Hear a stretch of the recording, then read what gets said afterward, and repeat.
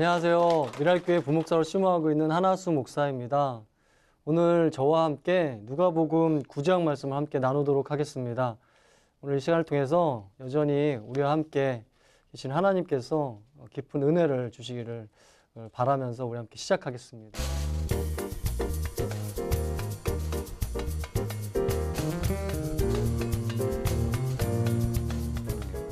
여러분 조각 작품 전 가본 적 있으십니까? 저는 교양을 좀 키우려고 조각 작품전 가끔 가본 적이 있는데 그 조각 작품전 가면 돌로 기가 막힌 작품을 이렇게 다듬어낸 그런 작품들이 많이 있습니다. 그걸 착 보면서 이 돌은 원래 이렇게 다듬어져 있었을까 생각해 보면은 그렇지 않다는 걸 발견하게 되죠. 그 돌은 원래 어떤 돌이었을까요? 원석이었죠. 다듬어지지 않은 돌이었잖아요. 그런데 조각가가 다듬어지지 않은 원석을 가져다가 다듬잖아요. 그래서 작품을, 아주 멋진 작품을 만들어내죠. 원석이 위대한 게 아니죠. 그 원석을 다듬어낸 조각가의 손이 위대한 것입니다. 그런데 이것이 예수님과 같다는 거예요. 예수님도 원석과 같은 사람을 정말 다듬어지지 않고 정말 힘든 그런 사람을 딱 잡아 쓰셔가지고 멋지게 다듬으셔서 그 사람을 아주 보석과 같이 쓰신다는 겁니다. 이런 면에서 예수님은 사람을 키우는 데 있어서 아주 탁월하신 분이십니다. 원석과 같은 사람을 보석과 같이 쓰기 때문입니다. 저도 처음에 예수님 따르기 시작했을 때 저의 성격적인 결함이 굉장히 급한 거였어요. 그래서 조금만 막히면 화가 나요. 급한 사람이 막히면 화나거든요. 자동차 타다가 급한 사람들은요, 막히면 100% 화납니다.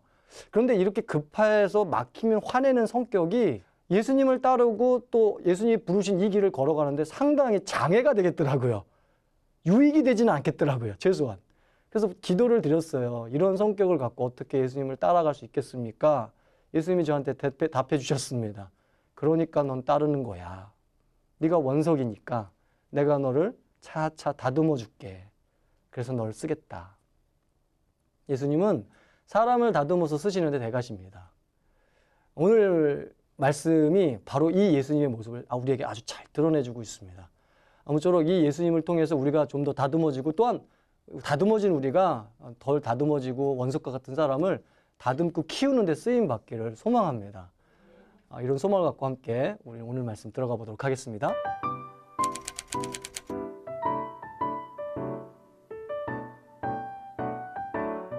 오늘 말씀은 예수님께서 사람을 키우는 길을 이제 알려주고 계시죠.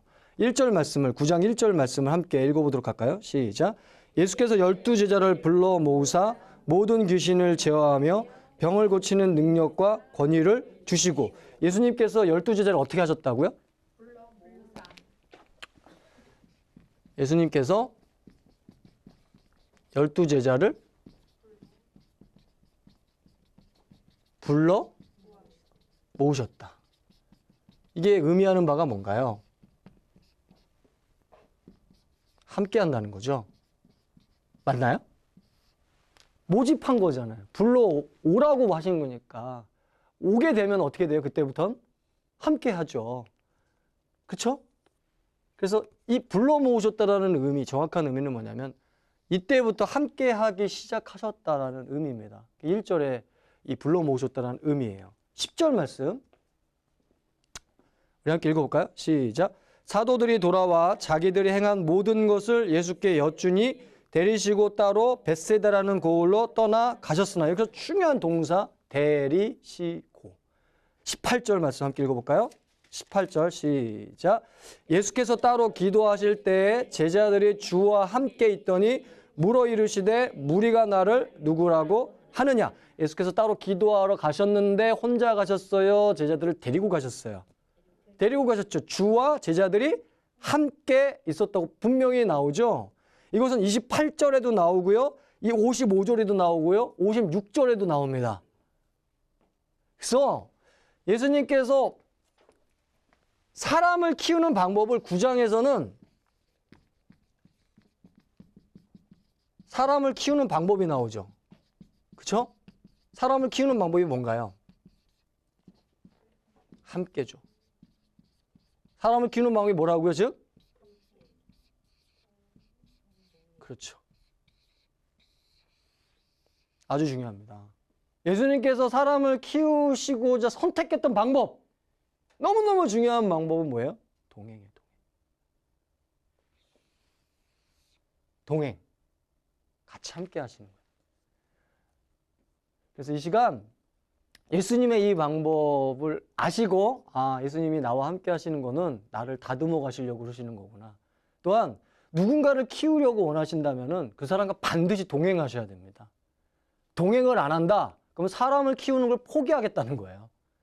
만약에 사람을 키우겠다, 사람을 양성해야겠다, 어떤 교회든 어떤 리더십이든 사람을 키우겠다고 마음먹은 그 사람은 반드시 어떤 마음을 갖고 있어야 되냐? 이 예수님의 방식을 갖고 있어야 되는데 어떤 방식이에요? 동행. 막 너무 힘든 사람이랑 동행하는 거 힘들잖아요. 그럼에도 그 사람을 키우겠다고 마음을 먹었다면 반드시 이 방식을 가지셔야 됩니다. 이 시간 사람을 키워야겠다 마음먹은 분 계십니까? 그러면 아, 동행을 해야겠구나. 그런 마음의 결단이 있기를 바랍니다. 이게 예수님께서 사람을 키우시는 아주 핵심적인 방법이에요. 동행. 그런데 이 이후의 과정을 보면요. 예수님께서 동행을 하셨는데 그냥 동행만 하신 게 아니라는 걸 알게 됩니다. 즉 예수님이 사람을 키우신 방법 동행인데 이 동행에는 뭘 갖고 있냐면은 동행의 특징이 있다는 겁니다. 뭐가 있다고요? 특징이 있어요. 사람을 키우는 동행이라는 거는 특징을 갖고 있어요. 그냥 같이 일로 와라 해가지고 같이 그냥 여기저기 막 유람하러 다니는 것도 아니고 여기저기 떠돌아다니는 것도 아니고 분명한 목적을 갖고 계셨기 때문에 그 사람들을 키우는 동행이기 때문에 그 동행의 분명한 특징을 갖고 있었다 이겁니다. 그럼 동행의 특징 세 가지로 오늘 본 말씀은 나오고 있어요. 첫 번째, 우리 오늘 말씀 2절 한번 볼까요? 1절 시작. 예수께서 12제자를 불러 모으사 모든 귀신을 제어하며 병을 고치는 능력과 권위를 주시고, 모호한 뭘 주셨다고요? 그렇죠. 권위를 어떻게 하셨어요? 주셨다. 액센트가 어디 있을까요? 주셨다. 어디에 액센트를 찍고 사느냐, 어디에 라임을 두고 사느냐, 어디에 방점을 두고 사느냐가 세상을 움직이는데 굉장히 중요하다는 거거든요. 말씀 해석도 마찬가지입니다. 어디에 액센트를 두고 읽느냐가 굉장히 중요하거든요. 어떤 분들은 능력과 권위에 액센트를 주실 수 있겠지만은 더 중요한 액센트는 오늘 본문 1절에서 중요한 액센트는 어디다? 주셨다. 예수님은 함께 하는 사람들에게 뭘 주셨다? 능력과 권위를 주셨다. 이걸 한마디로 뭐라고 해요?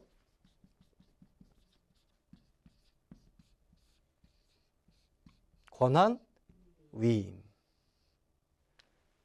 이게 첫 번째로 예수님께서 이 동행을 통해서 사람을 키우는 하나의 길이었습니다. 뭘 해요? 권한을 주시는 거예요. 그렇게 해서 사람을 키웁니다.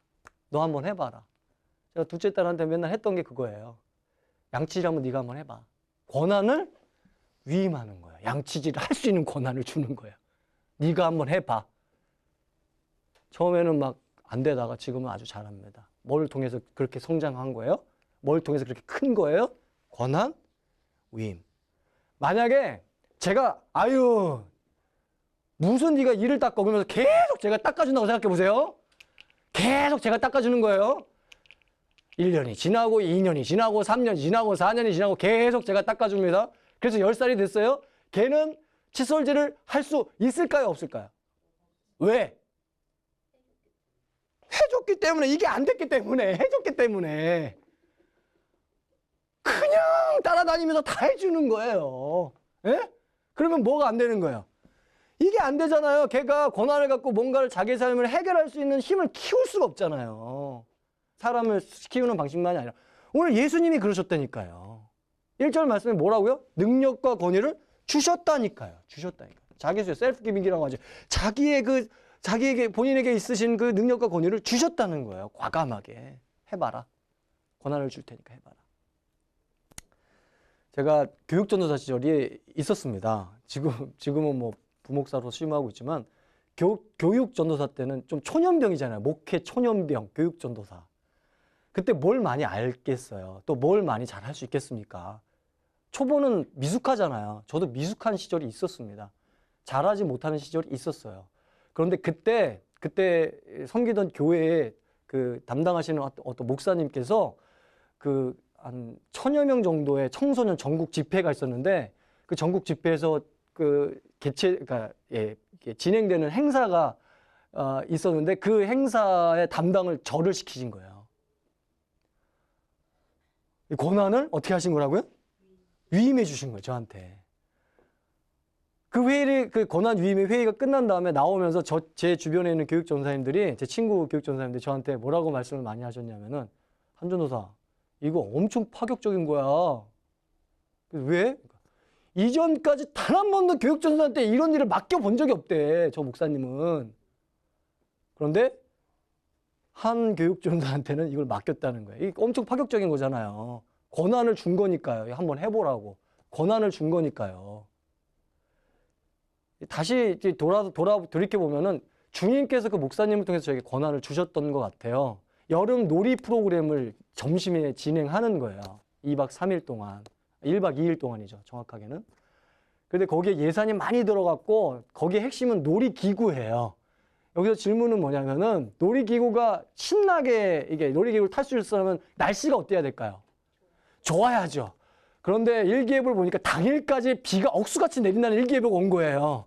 열심히 준비는 했는데 엄청난 예산이 투자돼가지고 놀이기구 준비는 됐는데, 열심히 준비는 되는데 계속 비가 오기 시작합니다. 그 다음날까지 비가 온대요. 그 당일날인데 그 다음날까지 비가 온대요. 그래서 저는 그때 이게 믿음이라는 걸 깨닫게 됐어요. 어떻게 기도를 했냐면, 하나님, 제가 준비한 건 여기까지입니다. 이 다음부터는 하나님이 알아서 해 주십시오. 맡기고 새벽 3시에 잠이 들었습니다. 날씨가 어땠을까요? 기가 막히게 좋았습니다. 머리가 벗겨질 정도로 떼학볕이었어요. 그렇게 2박 3일이 이어지더라고요.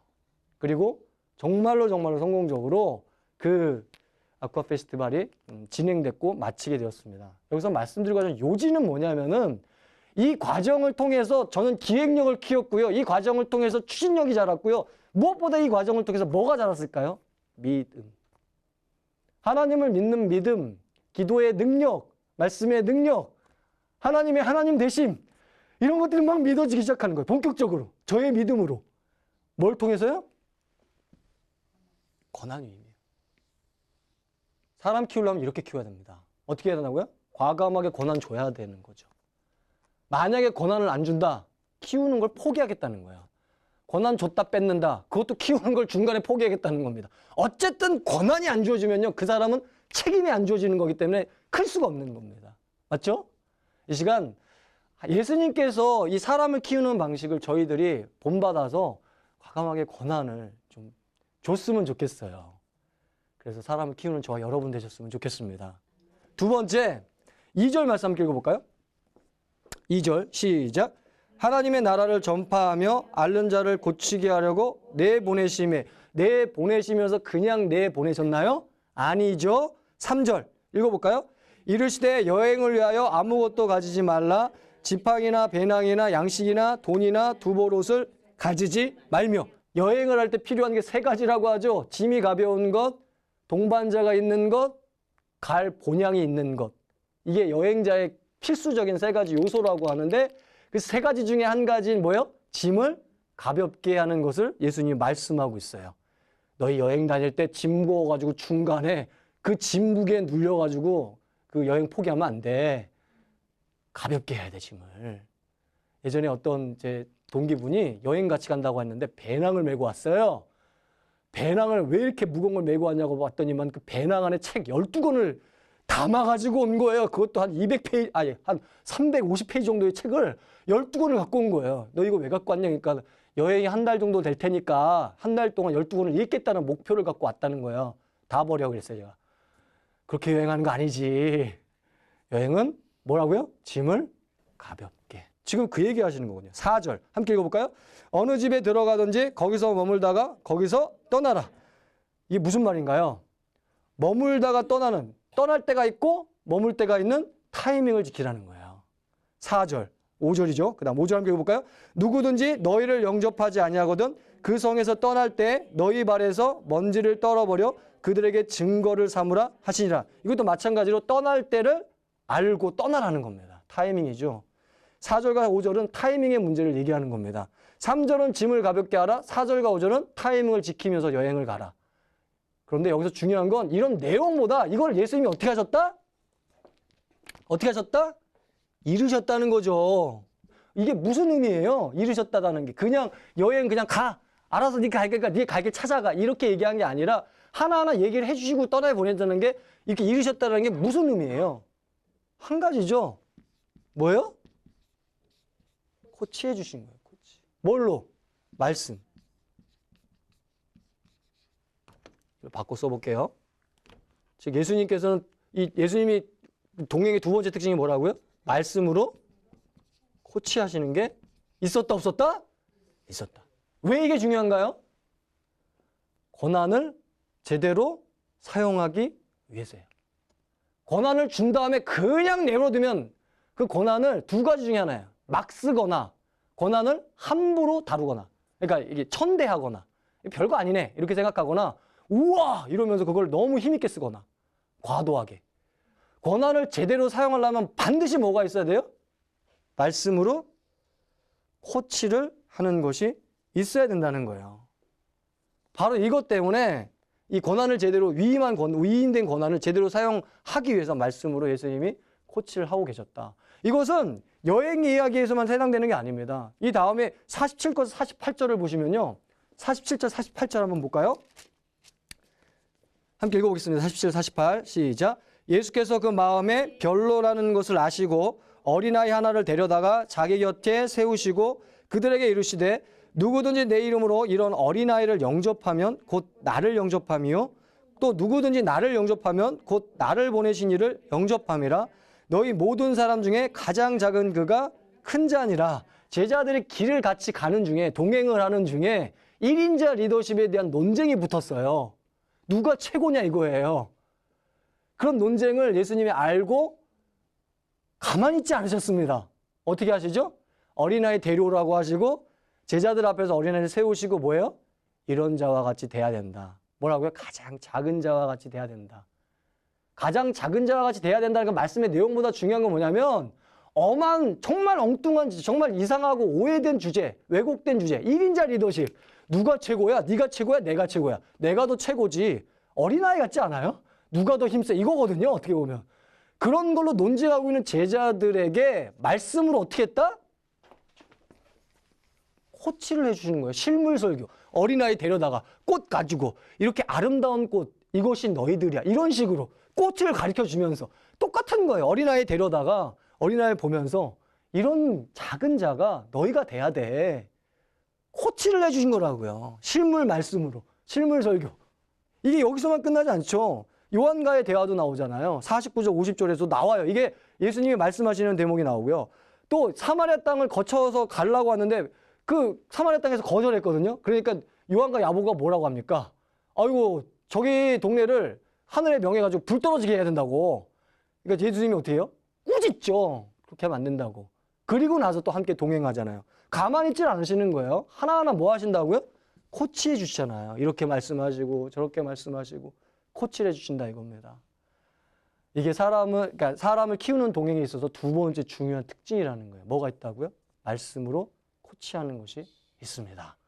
그래서 사람을 키우겠다. 그러면 뭐가 있어요? 말씀으로 그 사람을 자꾸 먹여주는 게 중요해요. 코치를 해주는 게 중요하다 이거예요. 자꾸 윽박지르지 말고 너 이거 못해 왜? 너에게 이렇게 못 풀어? 빵점이 뭐야? 이런 식으로 자꾸 윽박지르지 말고 제 아내가 자꾸 그런 게 좀 있는데 애가 자꾸 주눅이 들어요. 그래서 굉장히 힘들어합니다. 그러지 말고 어떻게 해야 된다고요? 말씀으로 코치를 해야 된다. 말씀으로 코치하시기 바랍니다. 세 번째 특징이에요. 동행에 있는 사람을 키우는 동행에 있는 특징. 세 번째는 뭐냐면은 우리 20절 말씀 함께 살펴볼까요? 20절 말씀 함께 읽겠습니다. 예수께서 이르시되 너희는 나를 누구라 하느냐? 베드로가 대답하여 이르되 하나님이 그리스도시니이다 하니 제자들과 함께 가다가 이제 알만하니까 예수님께서 예수님 자신을 이해할 만하다고 생각해서 제자들에게 묻습니다. 너희는 나를 누구라고 하느냐? 물으십니다. 그러니까 베드로가 딱 나와서 뭐라고 하죠? 하나님의 그리스도십니다. 그 다음에 예수님 대답이 기가 막힙니다. 뭐라고 하죠? 21절과 22절 함께 읽겠습니다. 경고하사 이 말을 아무에게도 이르지 말라 명하시고 이르시되 인자가 많은 고난을 받고 장로들과 대제사장들과 서기관들에게 버림받아 죽임을 당하고 제3일에 살아나야 하리라 하시고, 아무에게도 이 말을 하지 말라는 거예요. 뭐예요? 너희만 알고 있어. 누구를? 예수님이 하나님의 그리스도이심을 너희만 알고 있어. 그리고 나서 그 다음에 하는 말이 되게 중요합니다. 그 다음에 뭐라고 하셨어요? 인자가 뭐 하신대요? 고난을 받고, 여기서 끝나는 게 아니라 어떻게 해요? 죽임을 당하고, 여기서 끝나는 게 아니라 또 어떻게 해요? 살아나신다. 질문.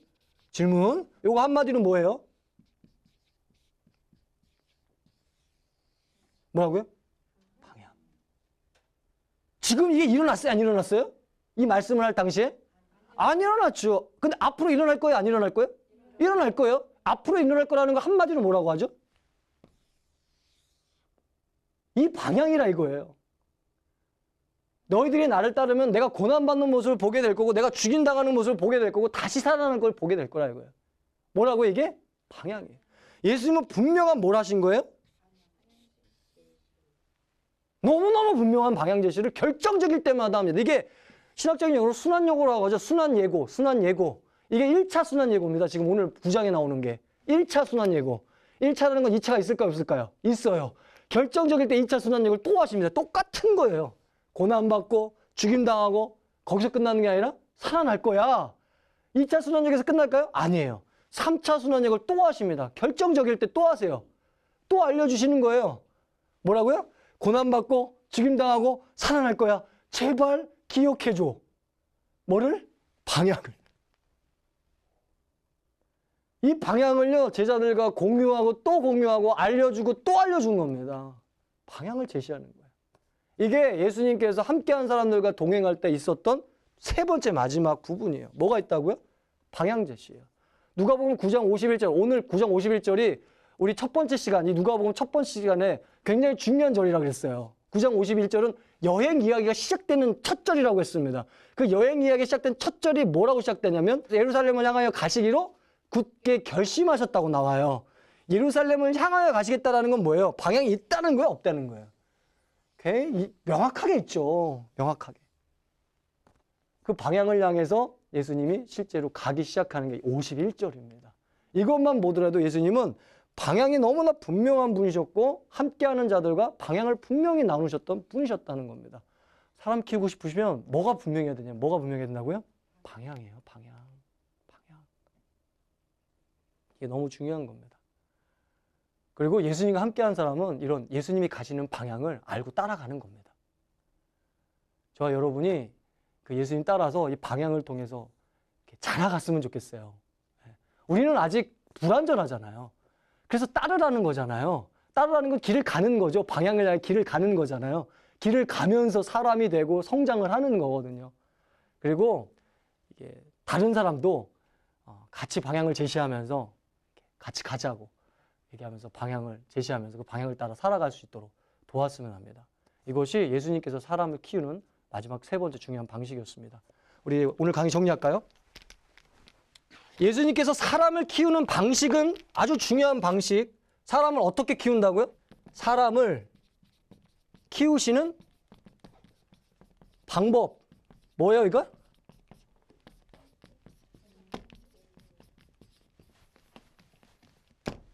동행입니다.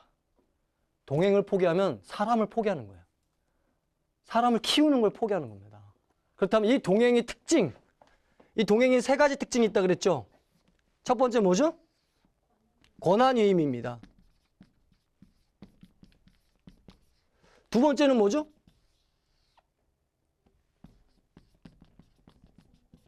코치를 하는 거예요. 세 번째는 뭐죠?